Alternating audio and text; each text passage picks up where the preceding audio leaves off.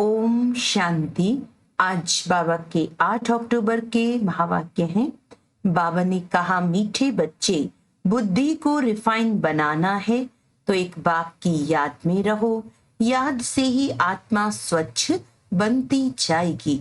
प्रश्न है, वर्तमान समय मनुष्य अपना टाइम व मनी वेस्ट कैसे कर रहे हैं? उत्तर है, जब कोई शरीर छोड़ता है तो उनके पीछे कितना पैसा आदि खर्च करते रहते हैं।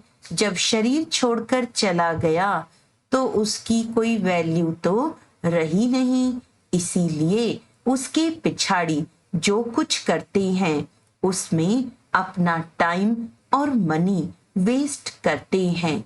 ओम शांति। रूहानी बाप बैठ रूहानी बच्चों को समझाते हैं। यह भी ऐसे कहते हैं ना, फिर बाप है या दादा है? दादा भी कहेंगे, रूहानी बाप तुम बच्चों को ये नॉलेज सुनाते हैं पास्ट प्रेजेंट फ्यूचर का। वास्तव में सतयुग से लेकर त्रेता अंत तक क्या हुआ, ये है मुख्य बात। बाकी द्वापर कलयुग में कौन कौन आए, क्या हुआ, उनकी हिस्ट्री ज्योग्राफी तो बहुत है। सतयुग त्रेता की कोई हिस्ट्री ज्योग्राफी है नहीं, और तो सबकी हिस्ट्री ज्योग्राफी है। बाकी देवी देवताओं को लाखों वर्ष पहले ले गए हैं। यह है बेहद की बेसमझी। तुम भी बेहद की बेसमझी में थे, अभी थोड़ा थोड़ा समझ रहे हो। कोई तो अभी भी कुछ समझते नहीं, बहुत कुछ समझने का है। बाप ने आबू की महिमा पर समझाया है, इस पर ख्याल करना चाहिए, तुम्हारी बुद्धि में आना चाहिए। तुम यहाँ बैठे हो, तुम्हारा यादगार दिलवाड़ा मंदिर कब बना है, कितने वर्ष बाद बना है?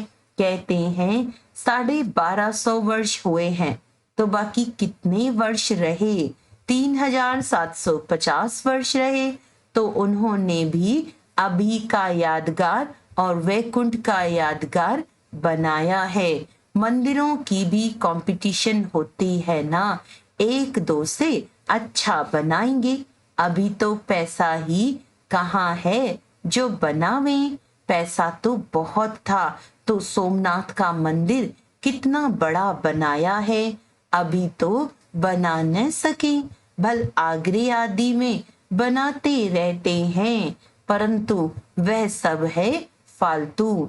मनुष्य तो अंधियारे में है ना, जब तक बनावे तब तक विनाश भी आ जाएगा। ये बातें कोई भी नहीं जानते हैं, तोड़ते और बनाते रहते हैं। पैसे मुफ्त में आते रहते हैं, सब वेस्ट होता रहता है। Waste of time, waste of money, waste of energy. कोई मरता है तो कितना टाइम गंवाते हैं, हम कुछ भी नहीं करते। आत्मा तो चली गई, बाकी खाल क्या काम की? सर्व खाल छोड़ देता है, उनकी कोई वैल्यू है क्या? कुछ भी नहीं। भक्ति मार्ग में खाल की वैल्यू है। जड़ चित्र की कितनी पूजा करते हैं, परंतु ये कब आए, कैसे आए, कुछ भी पता नहीं है। इनको कहा जाता है भूत पूजा। 5 तत्वों की पूजा करते हैं। समझो ये लक्ष्मी नारायण स्वर्ग में राज्य करते थे। अच्छा, 150 वर्ष आयु पूरी हुई, शरीर छोड़ दिया, बस शरीर तो कोई काम का न रहा। उनकी वहां क्या वैल्यू होगी? आत्मा चली गई, शरीर चंडाल के हाथ दे दिया, वह रस्म रिवाज अनुसार जला देंगे। ऐसे नहीं, उनकी मिट्टी लेकर उड़ाएंगे, नाम करने के लिए कुछ भी नहीं। यहाँ तो कितना करते हैं, ब्राह्मण खिलाते हैं, यह करते हैं। वहां ये कुछ नहीं होता। खाल तो कोई काम की नहीं रही, खाल को जला देते हैं, बाकी चित्र रहते हैं। सो भी एक्यूरेट चित्र मिल न सके। ये आदि देव की पत्थर की मूर्ति एक्यूरेट थोड़ी ही है। पूजा जब शुरू की है तब के पत्थर की है। असुर जो था वह तो जलकर खत्म हो गया ना। फिर भक्ति मार्ग में ये निकला है। इन बातों पर भी सोच तो चलता है ना। आबू की महिमा को अच्छी रीति सिद्ध करना है। तुम भी यहाँ बैठे हो, यहाँ ही बाप सारे विश्व को नरक से स्वर्ग बना रहे हैं, तो यही सबसे ऊंचते ऊंच तीर्थ ठहरा।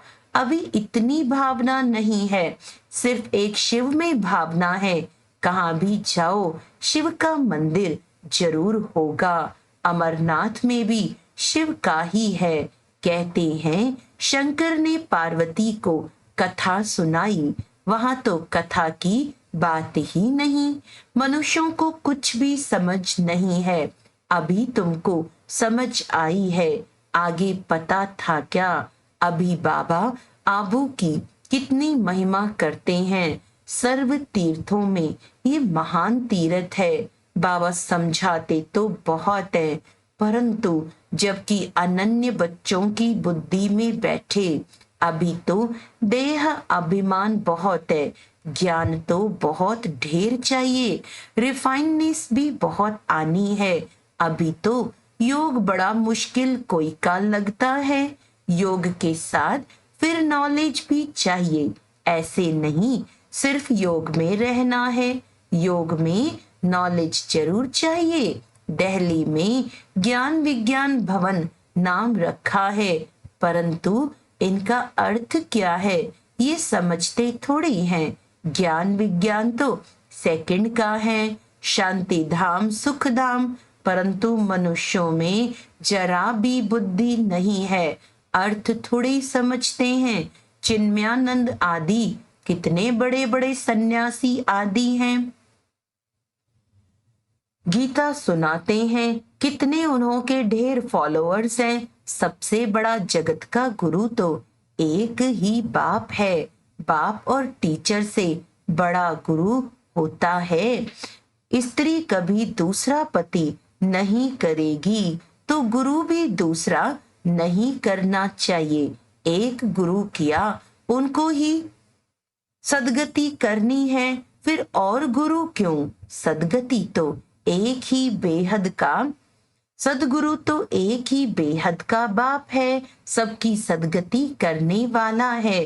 परंतु इन बातों को बहुत है जो बिल्कुल समझते नहीं। बाप ने समझाया है, यह राजधानी स्थापन हो रही है तो नंबरवार होंगे ना। कोई तो रिंचक भी समझ नहीं सकते। ड्रामा में पार्ट ऐसा है, टीचर तो समझ सकते हैं, जिस शरीर द्वारा समझाते हैं उनको भी तो मालूम पड़ता होगा। ये तो गुड़ जाने, गुड़ की गोथरी जाने। गुड़ शिव बाबा को कहा जाता है, वह सब की अवस्था को जानते हैं। हर एक की पढ़ाई से समझ सकते हैं कौन कौन कैसे पढ़ते हैं, कितनी सर्विस करते हैं, कितना बाबा की सर्विस में जीवन सफल करते हैं। ऐसे नहीं इस ब्रह्मा ने घर बार छोड़ा है इसीलिए लक्ष्मी नारायण बनते हैं, मेहनत करते हैं ना। ये नॉलेज बहुत ऊंची है। कोई अगर बाप की अवज्ञा करते हैं तो एकदम पत्थर बन पड़ते हैं। बाबा ने समझाया था ये इंद्र सभा है, शिव बाबा ज्ञान वर्षा करते हैं। उनकी अवज्ञा की तो शास्त्रों में लिखा हुआ है पत्थर बुद्धि हो गए। इसीलिए बाबा सबको लिखते रहते हैं, साथ में संभाल से कोई को ले आओ। ऐसे नहीं विकारी अपवित्र यहाँ आकर बैठे, नहीं तो फिर ले आने वाली ब्राह्मणी पर दोष पड़ता है। ऐसे कोई को ले नहीं आना है, बड़ी रेस्पॉन्सिबिलिटी है। बहुत ऊंचते ऊंच बाप है, तुमको विश्व की बादशाही देते हैं तो उनका कितना रिगार्ड रखना चाहिए। बहुतों को मित्र संबंधी आदि याद पड़ते हैं, बाप की याद है नहीं। अंदर ही गुटखा खाते रहते हैं। बाप समझाते हैं, ये है आसुरी दुनिया, अभी दैवी दुनिया बनती है। हमारी एम ऑब्जेक्ट यह है, ये लक्ष्मी नारायण बनना है। जो भी चित्र हैं सबकी बायोग्राफी को तुम जानते हो। मनुष्यों को समझाने के लिए कितनी मेहनत की जाती है, तुम भी समझते होंगे। ये कुछ अच्छा बुद्धिमान है, ये तो कुछ नहीं समझते हैं। तुम बच्चों में जिसने जितना ज्ञान उठाया है उस अनुसार ही सर्विस कर रहे हैं। मुख्य बात है ही गीता के भगवान की। सूर्यवंशी देवी देवताओं का ये एक ही शास्त्र है, अलग अलग नहीं है। ब्राह्मणों का भी अलग अलग नहीं है। ये बड़ी समझने की बातें हैं। इस ज्ञान मार्ग में भी चलते चलते अगर विकार में गिर पड़े तो ज्ञान बह जाएगा। बहुत अच्छे जाकर विकारी बने तो पत्थर बुद्धि हो गए। इसमें बड़ी समझ चाहिए। बाप जो समझाते हैं उनको उगारना चाहिए। यहाँ तो तुमको बहुत सहज है, कोई लौकिक कार्य व्यवहार हंगामा आदि नहीं। बाहर में रहने से धंधे आदि की कितनी चिंता रहती है। माया खूब तूफान में लाती है। यहाँ तो एकांत लगी पड़ी है। बाप तो फिर भी बच्चों को पुरुषार्थ कराते रहते हैं। यह बाबा भी पुरुषार्थी है। पुरुषार्थ कराने वाला तो बाप है। इसमें विचार सागर मंथन करना पड़ता है। यहाँ तो बाप बच्चों के साथ बैठे हैं। जो पूरी उंगली देते हैं उनको ही सर्विसेबल कहेंगे। बाकी गुटखा खाने वाले तो नुकसान करते हैं और ही डिसर्विस करते हैं, विघ्न डालते हैं। यह तो जानते हो, महाराजा महारानी बनेंगे दोनों के दास दासियां भी चाहिए। वह भी यहाँ के ही आएंगे। सारा मदार पढ़ाई पर है। इस शरीर को भी खुशी से छोड़ना है, दुख की बात नहीं। पुरुषार्थ के लिए टाइम तो मिला हुआ है। ज्ञान सेकंड का है, बुद्धि में है। शिव बाबा से वर्षा मिलता है। थोड़ा भी ज्ञान सुना, शिव बाबा को याद किया तो भी आ सकते हैं। प्रजा तो बहुत बनने की है।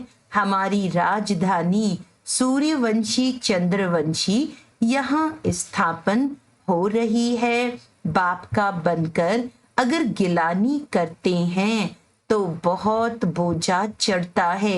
एकदम जैसे रसातल में चले जाते हैं। बाबा ने समझाया है, जो अपनी पूजा बैठ कराते हैं वह पूज्य कैसे कहला सकते। सर्व का सदगति दाता कल्याण करने वाला तो एक ही बाप है।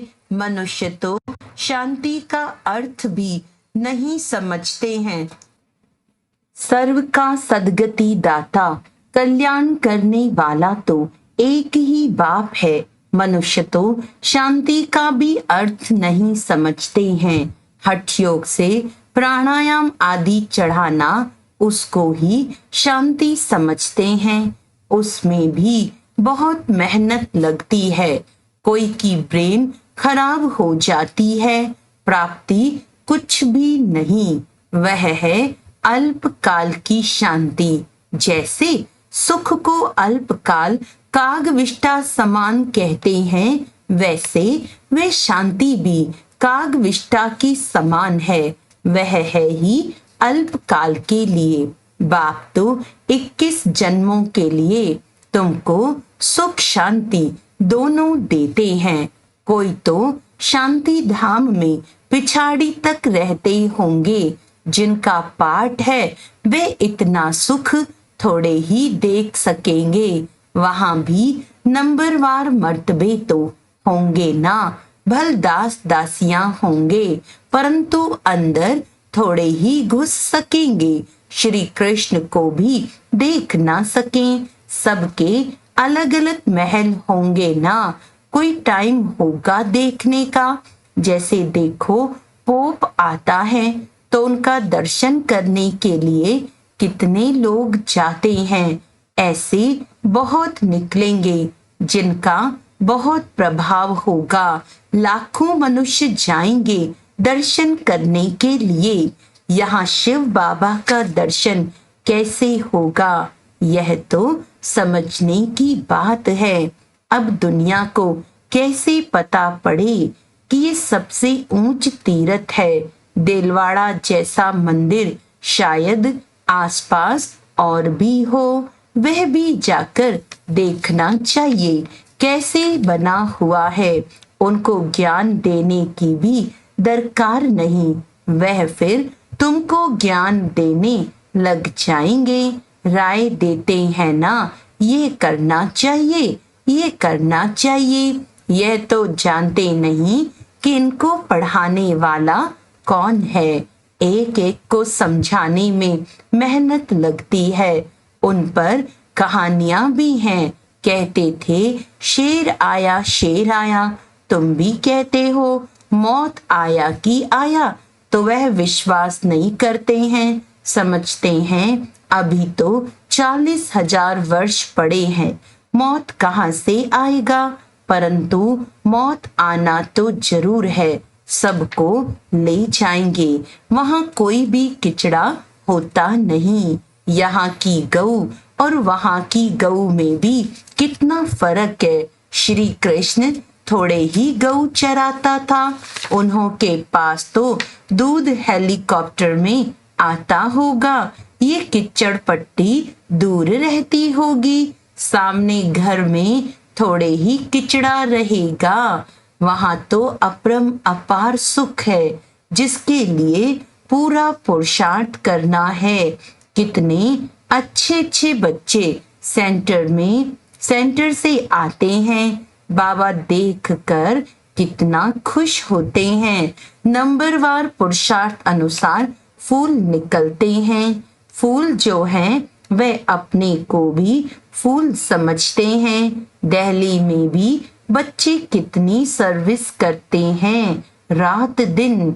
ज्ञान भी कितना ऊंच है, आगे तो कुछ नहीं जानते थे, अब कितनी मेहनत करनी पड़ती है। बाबा के पास तो सब समाचार आते हैं, कोई का सुनाते हैं, कोई का नहीं सुनाते हैं, क्योंकि ट्रेटर भी बहुत हैं, बहुत फर्स्ट क्लास भी ट्रेटर बन पड़ते हैं, थर्ड क्लास भी ट्रेटर हैं। थोड़ा ज्ञान मिला तो समझते हैं हम शिव बाबा के भी बाबा बन गए। पहचान तो है नहीं कि कौन नॉलेज देते हैं।